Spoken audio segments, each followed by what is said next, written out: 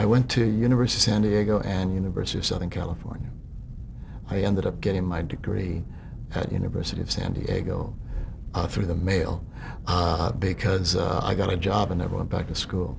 I went down to University of San Diego because I screwed up my senior year of high school, and because I wanted to go to USC and I couldn't, my grades slipped. So I went down to University of San Diego, and at the semester, I made the dean's list, and I resubmitted my application at the semester, and they took me at USC, and I went into their program, and the film school and all of that.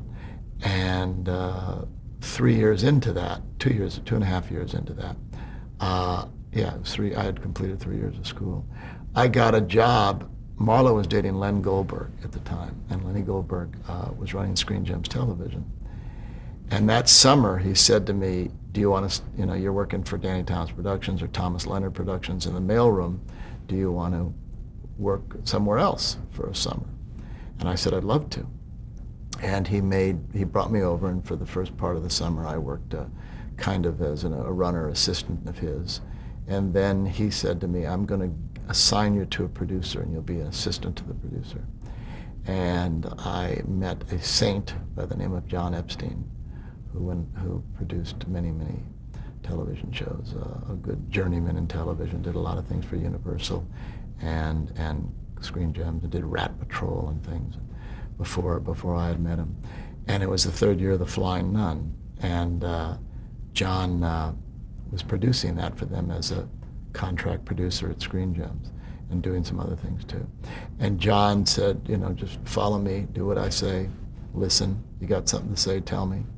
And just a really open, good guy. And I have tried to mentor like that because it was the best mentoring in the world. Just not threatened, didn't care who you were, what you were, what do you got?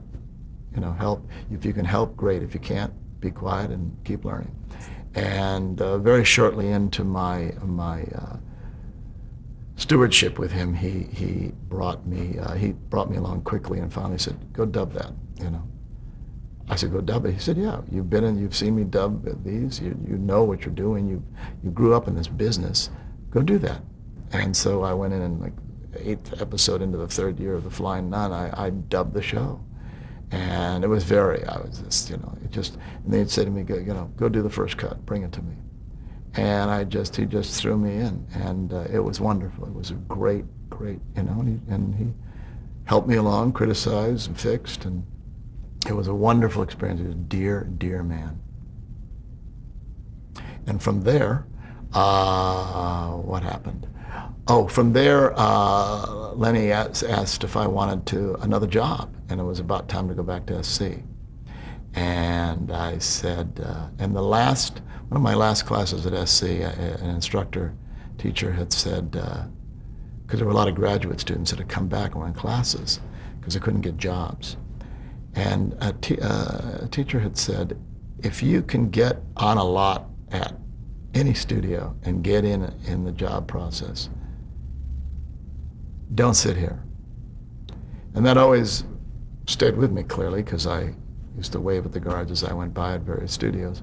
So when he asked if I wanted that job as an associate producer, because John had raved about my skill with someone else, I said yes, quickly. And I did a pilot called Cat Ballou with Bob Claver.